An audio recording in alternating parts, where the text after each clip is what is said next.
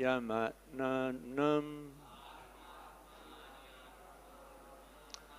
sa saṁyacchati paticha. Please chant.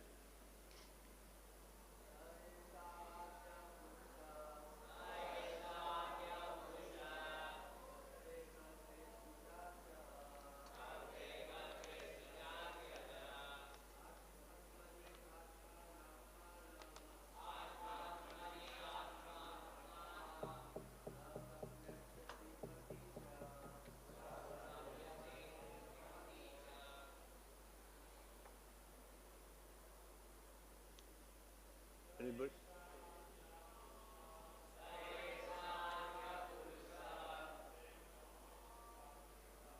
Kalpe kalpe sṛjaty ajaḥ.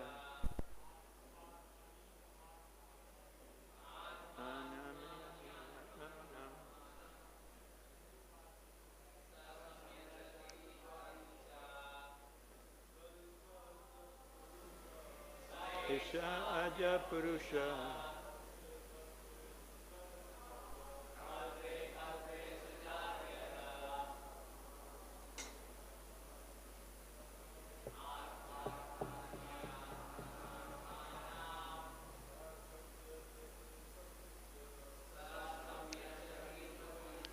Vaishnavis,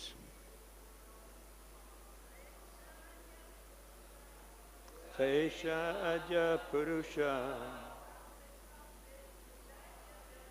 kalpe kalpe sṛjaty ajaḥ,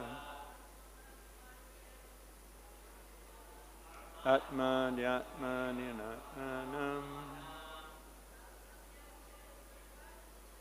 saṁyacchati pāti eṣaḥ ajaḥ puruṣaḥ, kalpe sṛjaty ajaḥ, ātmānātmānaṁ,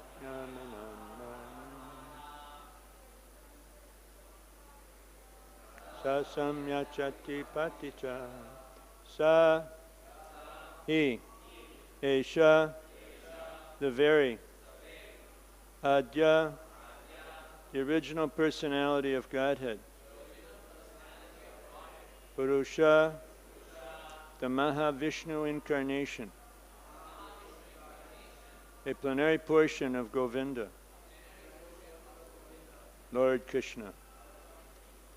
Kalpe kalpe, in each and every millennium, sṛjati, creates, ajaḥ, the unborn, ātmā, self, ātmani, upon the self, ātmanā, by his own self, ātmanam, own self, sa, he, saṁyacchati, absorbs, pāti, pāti means maintains, also. The Supreme Original Personality of Godhead, Lord Śrī Kṛṣṇa, expanding his plenary portion as Mahā-Viṣṇu, the first incarnation, creates this manifested cosmos. But he is unborn. The creation, however, takes place in him.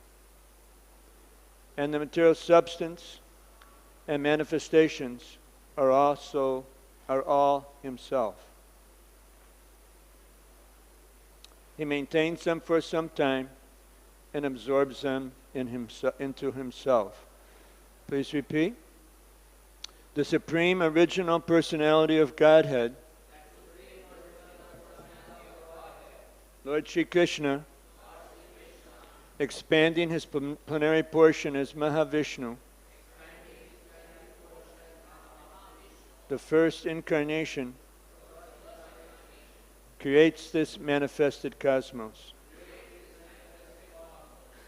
But he is unborn. The creation, however, takes place in him, and the material substance and manifestations are all himself. He maintains them for some time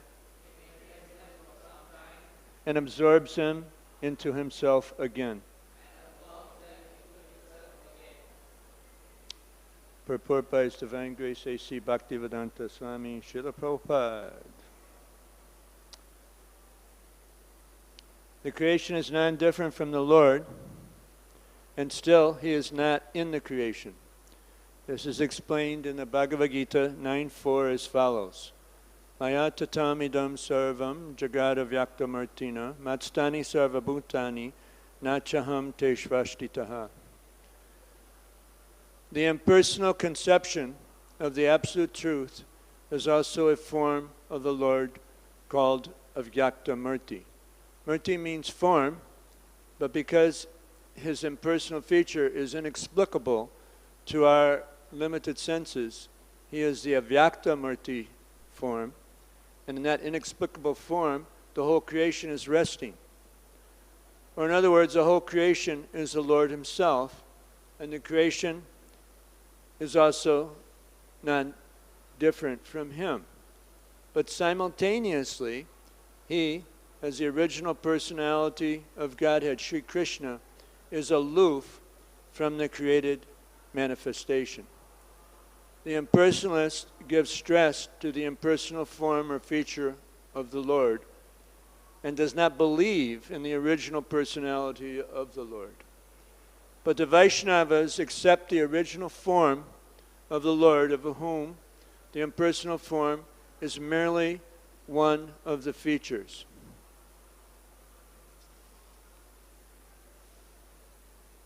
The impersonal and personal conceptions of the Lord are existing simultaneously. And this fact is clearly described both in the Bhagavad Gita and in the Srimad Bhagavatam. And also in other Vedic literatures. Inconceivable to human intelligence, the idea must simply be accepted on the authority of the scriptures. It can only be practically realized by the progress of devotional service unto the Lord, and never by mental speculation or inductive logic. The impersonalists depend more or less on inductive logic, and therefore they always remain in darkness about the original personality of Godhead, Śrī Kṛṣṇa. Their conception of Krishna is not clear, although everything is clearly mentioned in all the Vedic scriptures. A poor fund of knowledge cannot comprehend the existence of original personal form of the Lord when He's expanded in everything. This imperfectness is due more or less to the material conception that a substance distributed widely in parts no longer exists in the original form. The original personality of Godhead, ādyaḥ, Govinda, expands Himself as a Mahā-Viṣṇu incarnation and rests in the causal ocean which He Himself creates. The Brahma Samhita 5.47 confirms this as follows. Yat karnanarnava jale bhajati sma yoga nidram ananta jagananda saropa kupa andara shaktim avalambya param swamurtim govindamadi puruṣaḥ tamaham bhajami. Lord Brahmaji says in the Brahma Samhita, I worship the primeval Lord Govinda, who lies down in the causal ocean in his plenary portion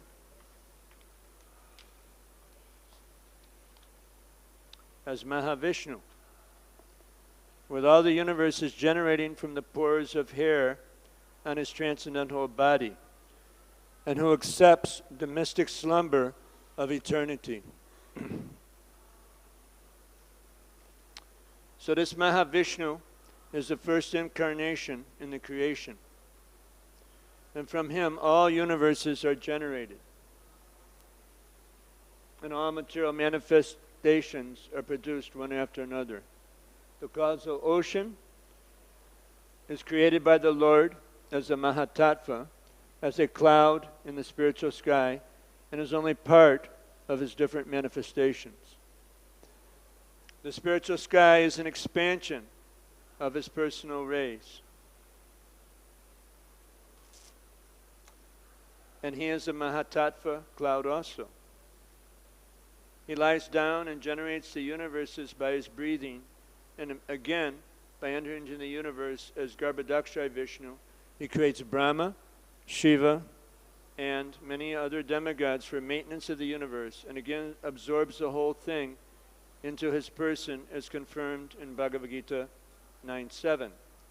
Sarvabhutani kanteya prakritim yanti mamikam kalpa shaya punaschani kalpado vishvijam yaham. O son of Kunti, when the kalpa or duration of the life of Brahma is ended, then all the created manifestations enter into my prakriti or energy. And again, when I desire, the same creation takes place by my personal energy. The conclusion is that these are all but displays of the Lord's inconceivable personal energies, of which no one can have full information. This point we have already discussed. Translation again.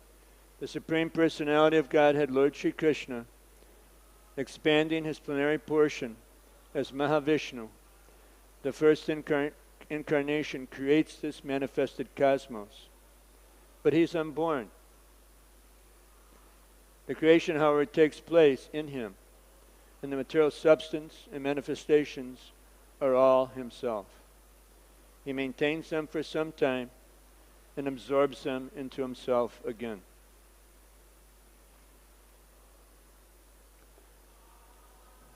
Om Gyanatimarandasya Gyananjana Shalakaya Chakshur Amritam Gena Tashmai Shri Gurave Namaha.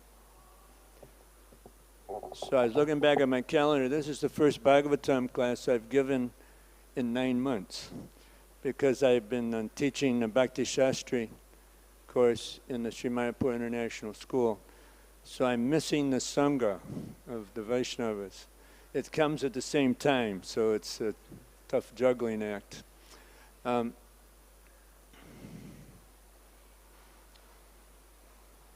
There's a, Prabhupada tells us, it's kind of like an analogy of how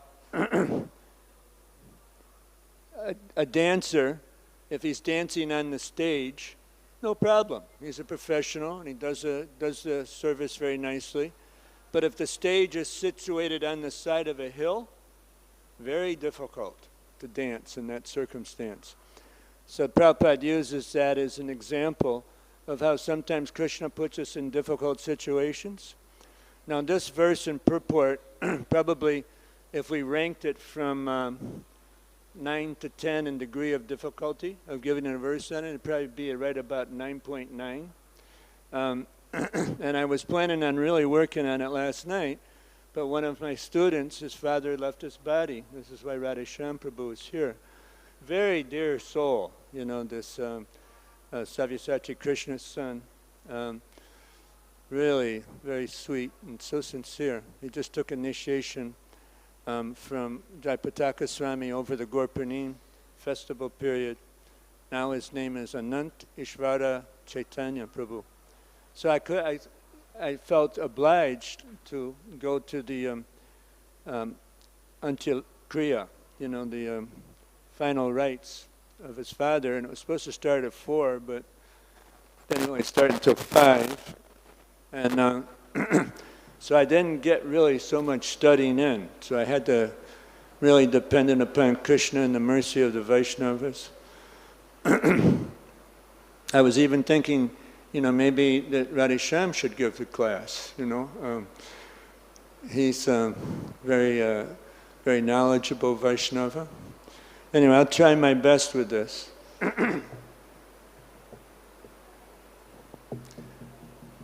I got some notes that I threw together at the last minute this morning.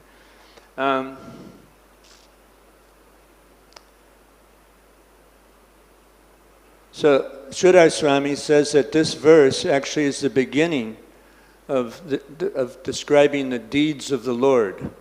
So there'll be more about the puruṣaḥ avatars in this chapter. And then the next chapter, it's all about the different incarnations of the Lord and what they do. So, it's kind of in summary form, but it's significant. This is like a little bit of a change in direction. He also says that this first line, sa eṣaḥ ātyaḥ, it refers to the primeval God. This is how the translator puts it, who as puruṣaḥ, avatar, creates, maintains, and annihilates the material world. So of course we know this is an expansion of Krishna, and these are eternal, they're all unborn. It's like really remarkable.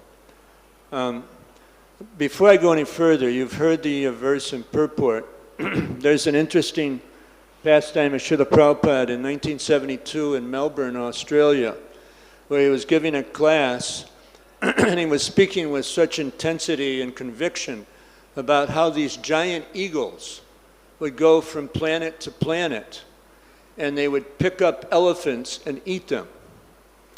And so at the end of the class, one devotee raised his, Prabhupada asked for questions, and he raised his hand and he said to Srila Prabhupada, Srila Prabhupada,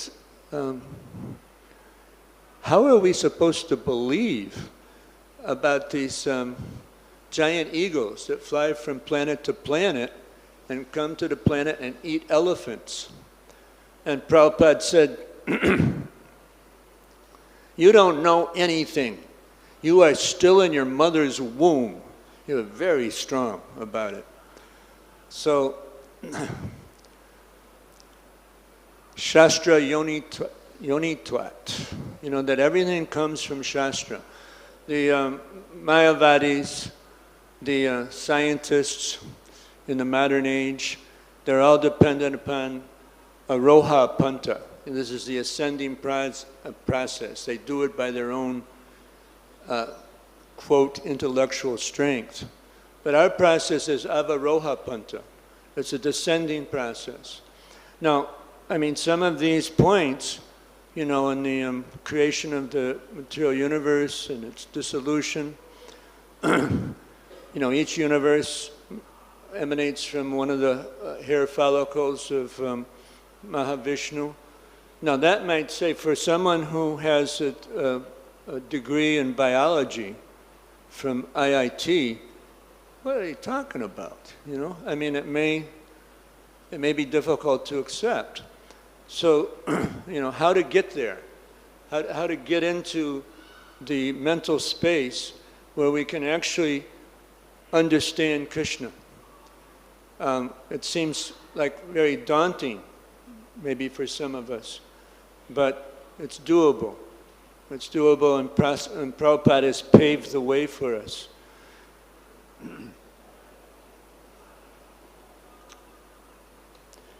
So the acharyas describe how in the second verse of the 5th chapter, in this, excuse me,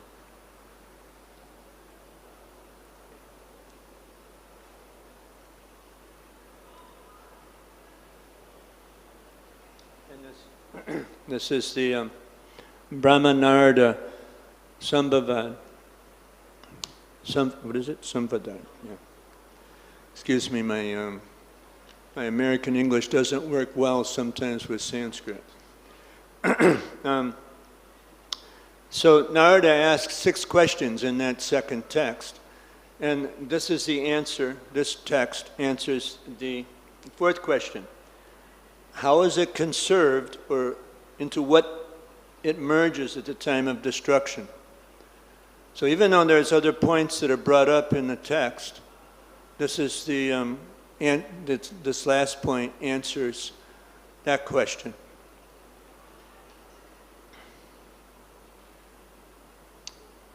So, also the Supreme Personality of Godhead, Lord Krishna, expanding his plenary portion as Mahā-Viṣṇu, creates this manifested cosmos, but he's unborn. So this is Krishna. It's actually doing all of this. The creation hour takes place in him, and the material substance and manifestations are also Him. So very difficult to comprehend, how all this is working. He maintains them for some time and absorbs them into Himself again.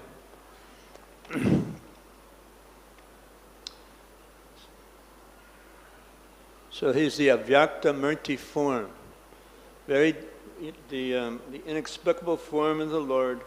The whole creation is resting. So this is what is actually going on. We're all Krishna's energy. There's an example given. This is Prabhupada quotes the 9.4 Gita verse. Maya tatamitam sarvam jagat avyaktamurtina matstani sarvabhutani nachaham teshvastitaha. By me and my unmanifested form, this entire universe is pervaded. All beings are in me, but I'm not in them. So Prabhupada starts giving some understandings of how we can understand.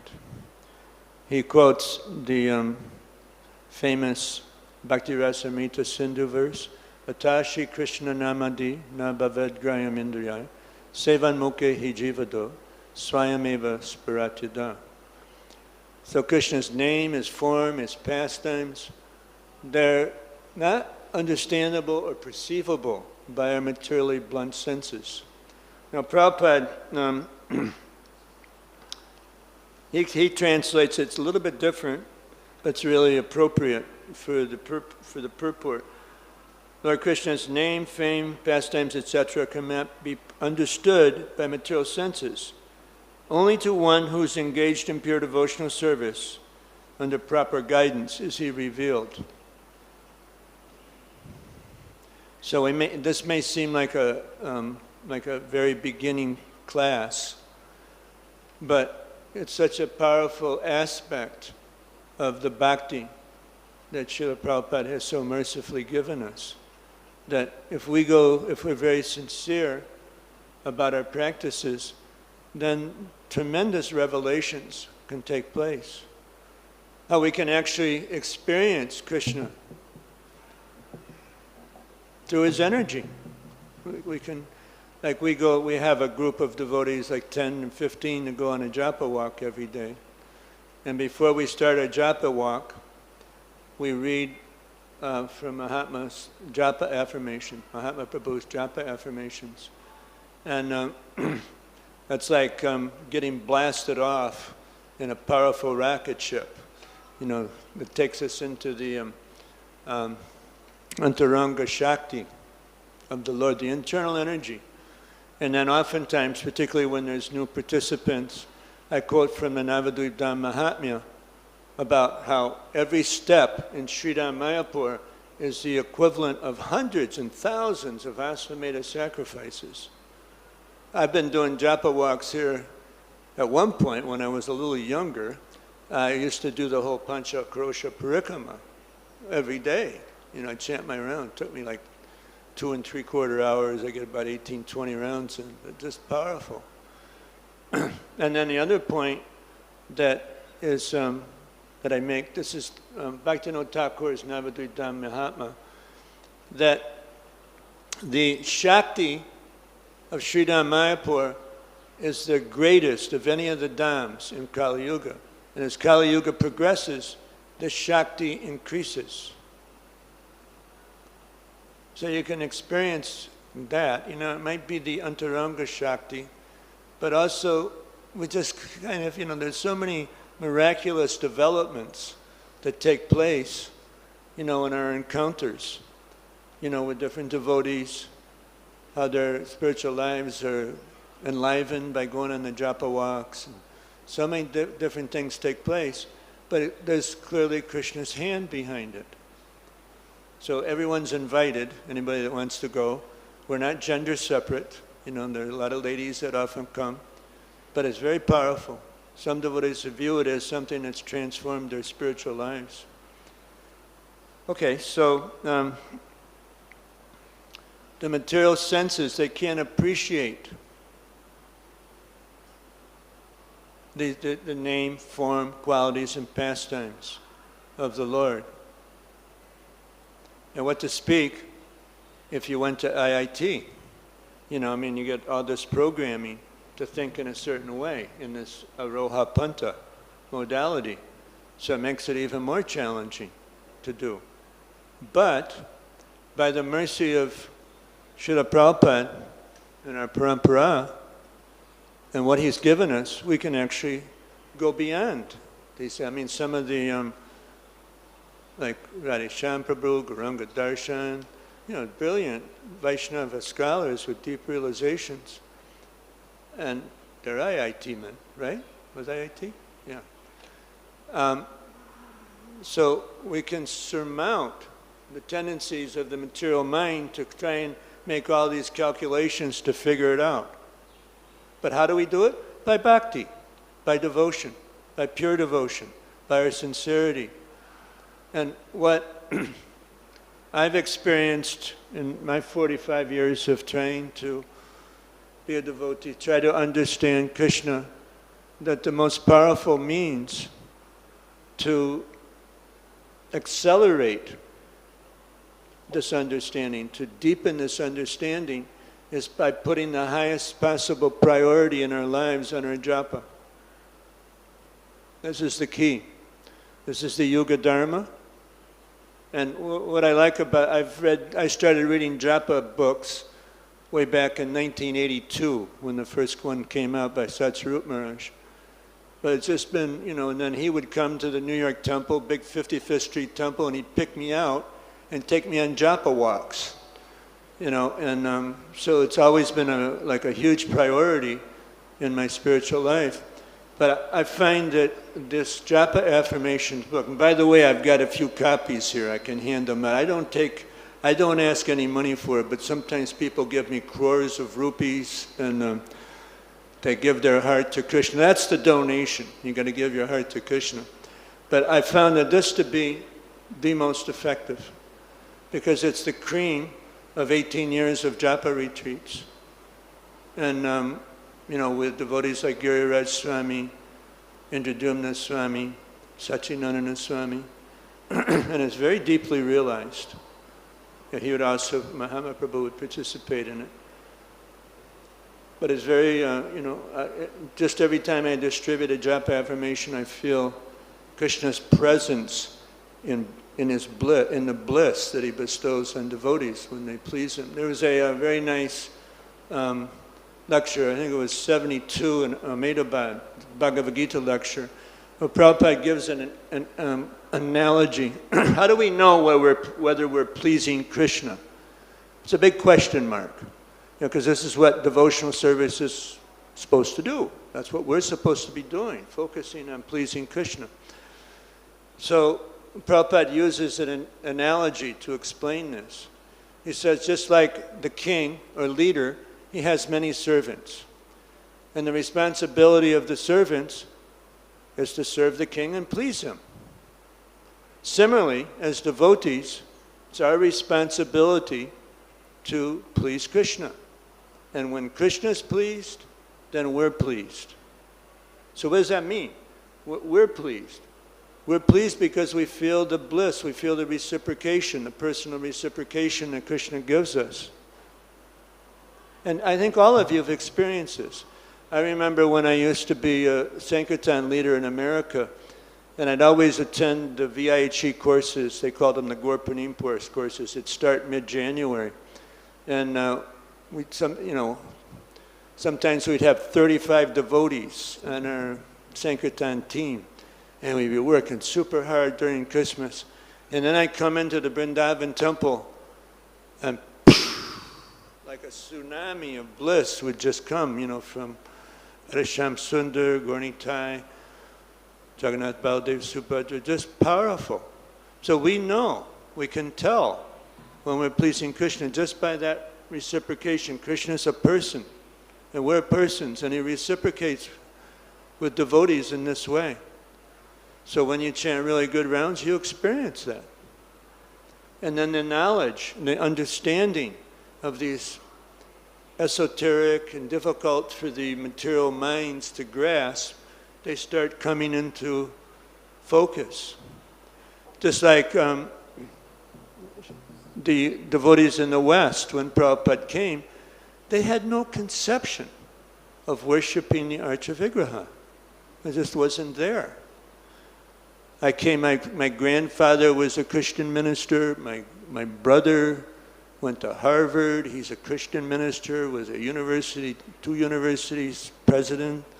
And I mean, they're really appreciative of what I'm doing, but that just wasn't part of the family culture. It's all pervasive in India.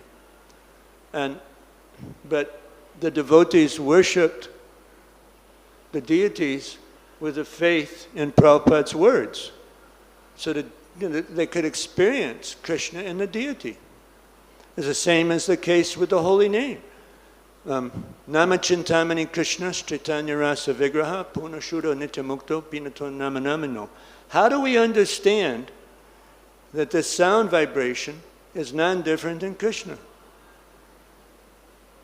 We can understand it by entering deeply into chanting, and then we experience Krishna's presence. We experience His presence throughout the day if we chant really good rounds. Is it true? Anybody experience it? Anybody experience the opposite? When you chant really lousy rounds, oh my God. Then the mind takes over, and it's just like being on a hellish planet or something, right? So, this is the key for entering into understandings of the creation. You know, is that we give our hearts to Krishna in bhakti. And then the inexplainable becomes understandable for us. We can grasp it. We can relish it. We're not, ooh, this is mythology. You know, even some of the most, when I was a temple president, this is just before I moved to Mayapur, I was temple president in Denver, and some of the best congregational members from India, they spoke about Hindu mythology because they got programmed by the British school system, right? That's how the British, you know, they sent all of these brainy scholars to India to subjugate the Indian culture, and they did that by attacking, you know, and they included this in the school system by attacking the existing religious practices in India. It's a well-documented historical fact. So,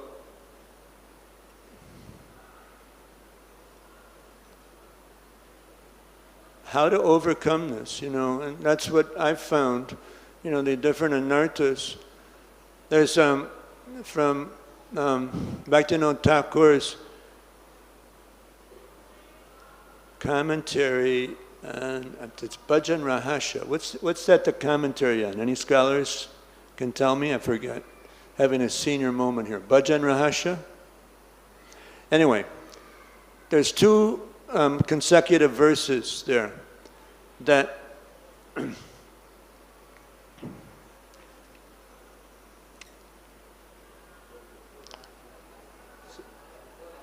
yeah, and the one on the anarthas, right.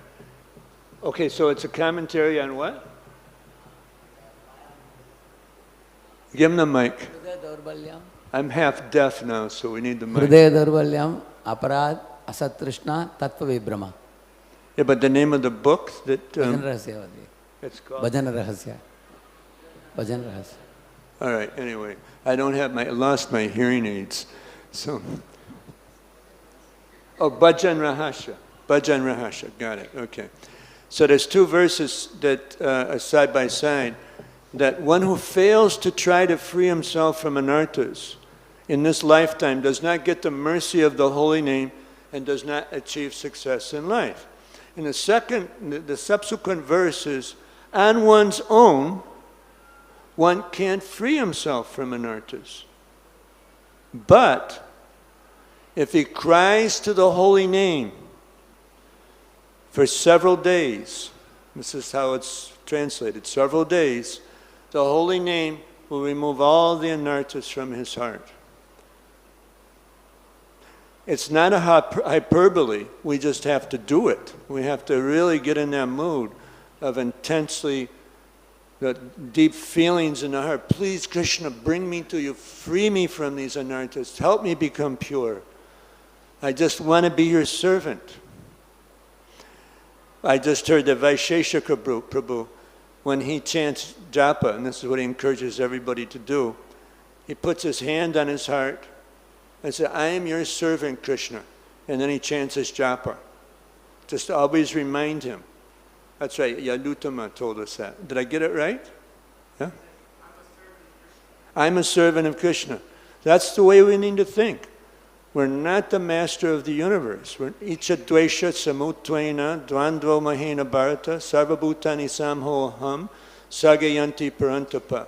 Overcome by the dualities of desire and hate, the jiva comes into this material world. He becomes a competitor of Krishna. What is that verse? Bhayam dvitiyabi niveshata shadi shadi petasha vipariyo smiti tanmaya yato buddha abhajetan bhaktyayaka yesham gurudeva tatma. Fear overcomes the living entity when he misidentifies himself as the body. In this condition, he goes through a role reversal. This is the translation Srila Prabhupada gives in the Chaitanya Charitamrita. Rather than seeing himself as Krishna's servant, he becomes Krishna's competitor. Who are you, Krishna? I'm the center of the universe. The universe is meant for my pleasure, because that's the material consciousness. So overcoming that, this is what our japa can do for us. Now, of course, our whole day, we're not chanting japa all day long, but everything that we do in the day can support that japa. Getting up early, attending Mangal Arti, avoiding Vaishnava aparad, doing our service sincerely, praying to Krishna, please help me serve you properly. Let me understand this difficult philosophy. So it's the intensity of our desire. Because that's this cry to the holy name for several days. What does that mean? Prabhupada in his first the first meaning that he gave to the Hare Krishna mantra, it's like the genuine cry of a child for his mother. Oh Hari, oh Krishna, please engage me in your service. The genuine cry of a child for his mother. Anybody have any little babies? Yep, here's one over here. So sometimes your son falls down, he hurts his knee, and what does he do? Mommy! He's not thinking about the knee, he's thinking about, it's intense, right? You remember when you were a little boy, you're a big boy now, but you remember what it's like. So that intensity, this is what we need to put into our japa. Everything is in our japa, nothing else. Some devotees wonder, well, how can you stay attentive when you go on a japa walk? It's by utsaha. This Bhaktivinoda Thakur, that's his formula for overcoming inattention, one of the formulas. So utsaha, it's intense enthusiasm, crying from the core of one's heart, please Krishna, engage me in your service.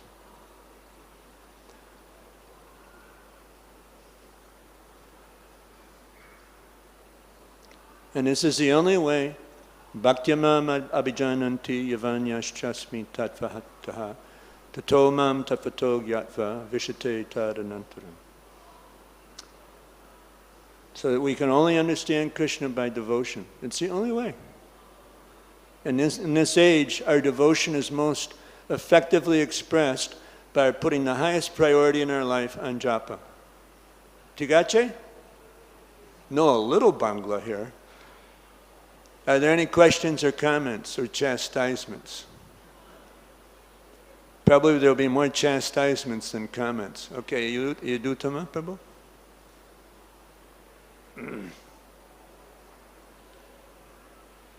Hare Krishna Janmastami, Prabhu. Thank you for giving class today. Okay, now you're going to speak super loud. Okay, Hari Bol. There you go. So you're talking about chanting with devotion and everything comes from that. A question arose in my mind about reading Srimad Bhagavatam with devotion? Maybe how can we consciously read Srimad Bhagavatam with devotion? A lot of times there's some difficult parts that are philosophically difficult, or maybe when you're hearing all of the different kings and the lines of devotees in Bhagavatam. How can we read these parts of Bhagavatam with devotion consciously? Well, I would say that, I mean, of course, hearing Srimad Bhagavatam is one of the Panchanga Bhaktis, one of the angas, the 5 most potent forms of bhakti. But what do you think my answer will be? Got any guesses? For 5 pieces of burfi, if you get it right. What? Here with devotees. Okay, he knows. Okay, tell him. Yeah, that's it. Chant super good rounds, and the door is open, to an understanding. But if we, and also reading Srimad Bhagavatam,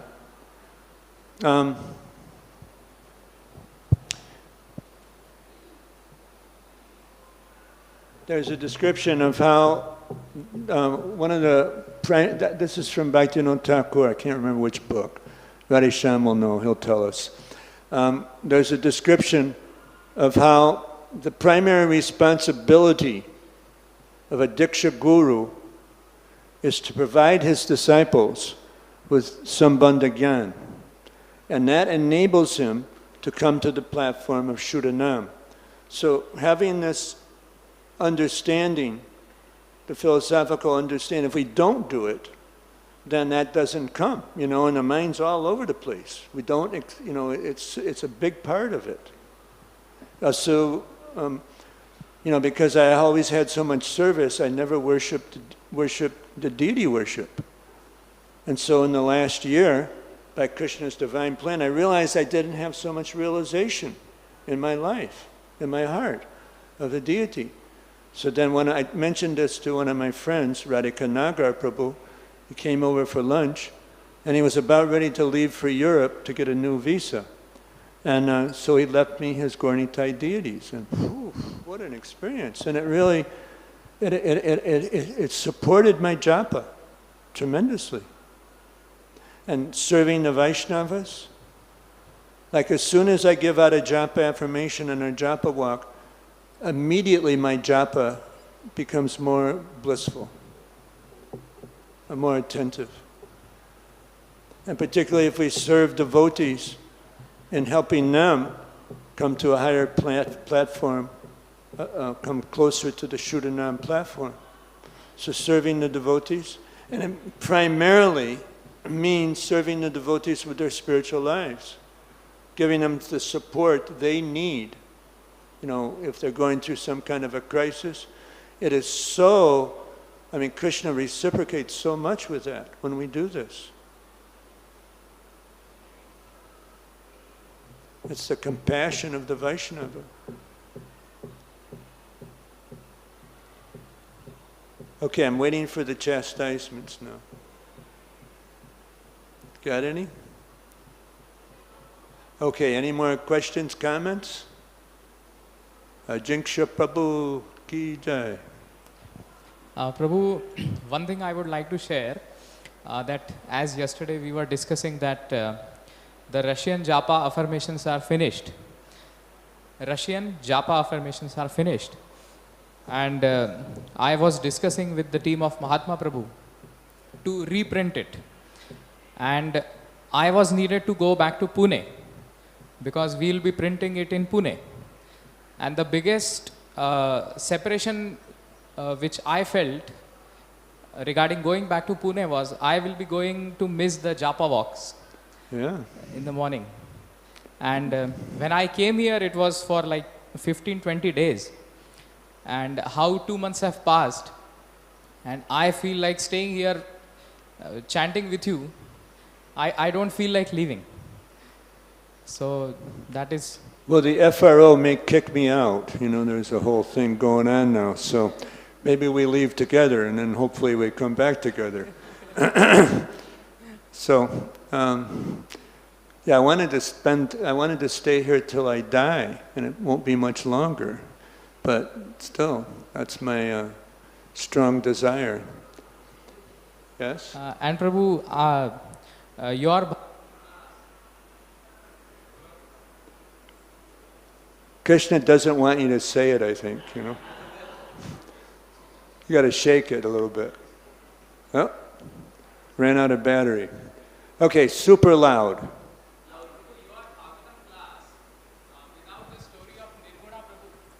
Oh, I left that out. How could I do that? Okay. So this is the pastime. Do we have time? Yeah, we got time. This is the pastime of my Sankirtan partner of 18 years. Very, very, very sincere devotee. He was a pre-med student and just got a BTG with a picture of Giriraj lifting Govardhan. And he just fell in love with Giriraj. And so he joined, and we were distributing books together for so many years. And boy, just beginning to speak about this, I'm feeling so much ecstasy. And then I got word, I was here, usually I'd go every like 4 or 5 months in the summer, you know, to get money together for developing the Mayapur Institute. And then I didn't go once, I can't remember the details. No, this was after I left being the director of the Mayapur Institute. And so I got word from one of the devotees that used to do book distribution with us that he was very sick. So I tracked it down, and I couldn't contact him, but then I found out that he'd gone to Juhu, to Tata, went to Mumbai to the Tata Memorial Cancer Center, which is the topmost cancer center in India.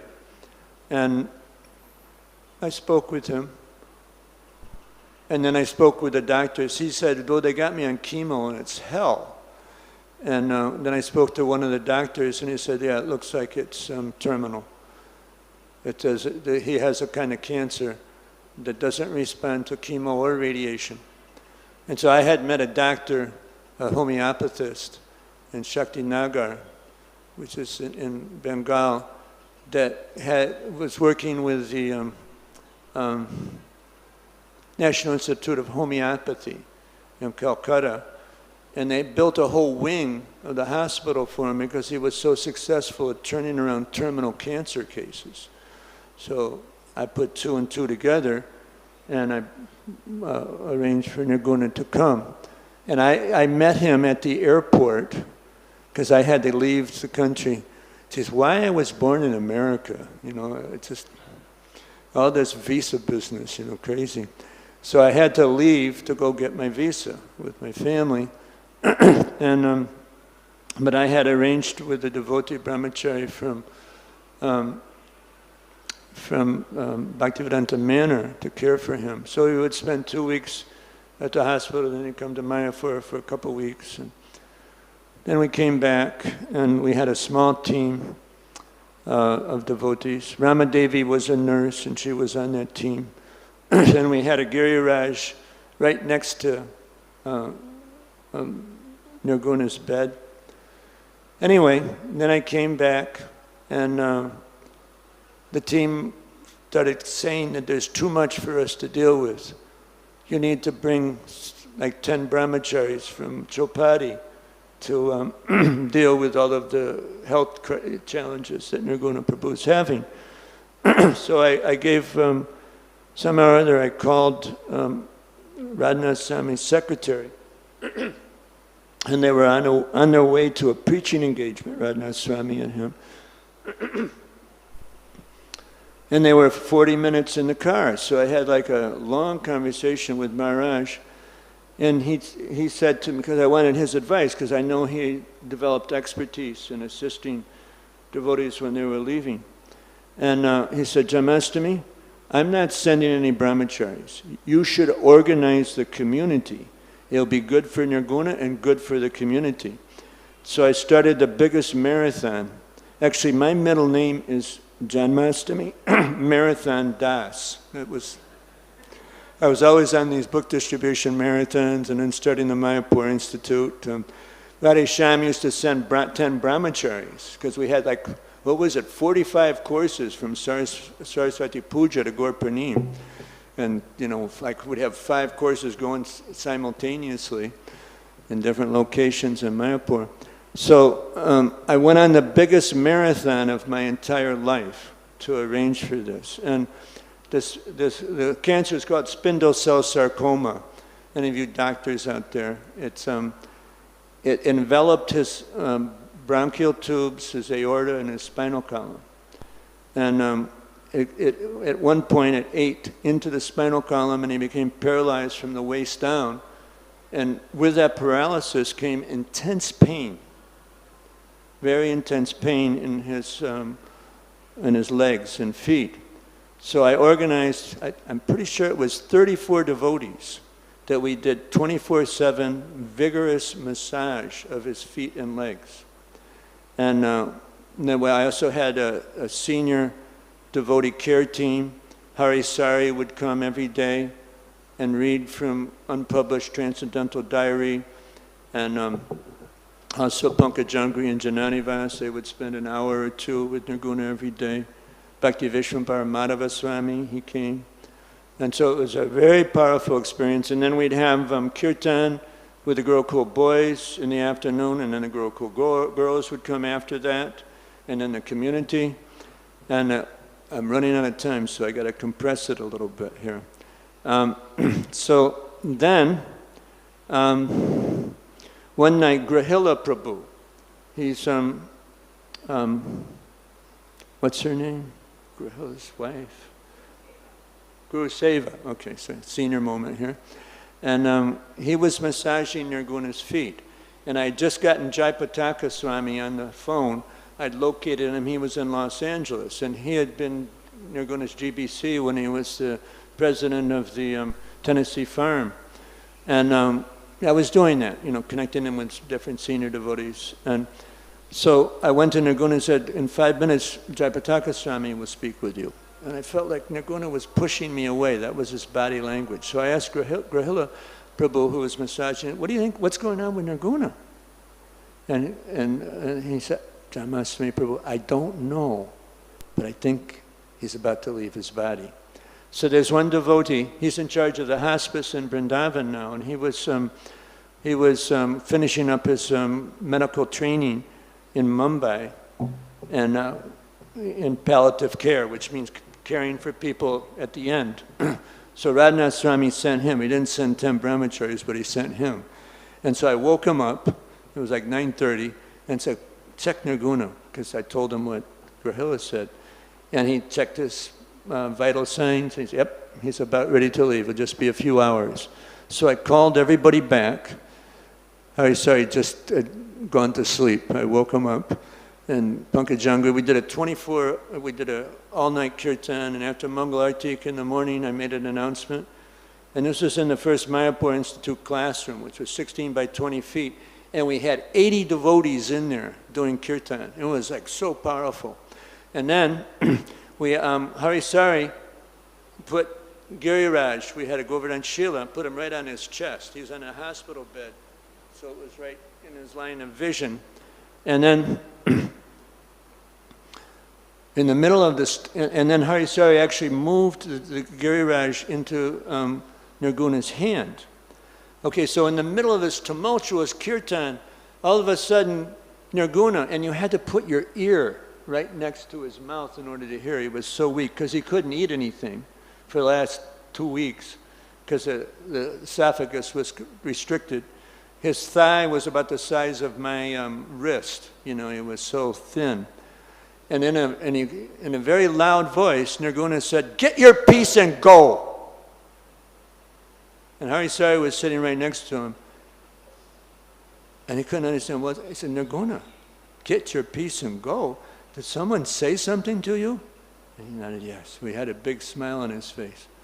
And so, who? And he said, Giriraj. because there was a discussion going on between Nirguna and Harisari that went on for about 3 or 4 weeks, because Nirguna had this vision that he was a manjari in Krishna's Leela, but he was waiting for an invitation. Okay, so Nirguna said this, and he's on his deathbed. This isn't any kind of phony, prakrita sahajiya nonsense. So Harisari said, "Did you? So what do you? Who said Giriraj?" And Nirguna said, "Giriraj, yes." So what did Giriraj mean by peace? And then Nirguna said, "Giriraj." So Giriraj told you to take him and go? And Nirguna smiled and said, "Yes." So shortly after that conversation, well, then I didn't hear it. I heard about it later. It's published on what's that website? Dandavats, yeah. Harisari wrote all these articles that published on it. And so then I got Radhanath Swami on the phone, because I wanted him to give him his Sangha, at the end, because he's so expert and such an advanced Vaishnava. So, I put the phone on. It was the old days, we always used to lose the network, So he's on there for a while, and then I picked the phone out of Nirguna's, off of his ear, and said, "Maharaj, are you still there?" And they said, "Yes, Janmastami, but I gotta go. I'm gonna miss my flight." He was about ready to come here for the big Chopati Yatra with 4,000 or 5,000 devotees. Anyway, my time is up, and I'm not going to be asked to give class again because I'm a bad boy and I went past the time limit. All right. So, but anyway, there was no question. Then there was no question in anyone's mind. Then Nirguna left, and the room was just completely inundated with ecstasy when he left his body. It was just so powerful. He's such a sincere soul and such a dear friend. As I tell this story, I feel goosebumps, just because it was such an intimate relationship that I had with him. I got more to tell about it, but I don't want to be a bad boy. All glories to Srila Prabhupada. Hare Krishna.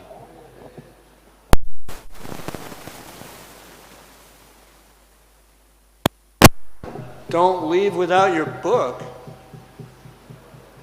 I got a whole stack of them here if you want one. I mean, not everybody, anyway, it's good. There you go. Now you got to give your heart to Krishna. That's the donation, all right? No ifs, ands, and buts about it. There you go, Prabhu. So now another point is, there's a condition on this. Every day, one affirmation without fail, okay? I've been doing it for 4 years. It's really powerful, okay? I'm going to run out. Anyway, I got 200 back in my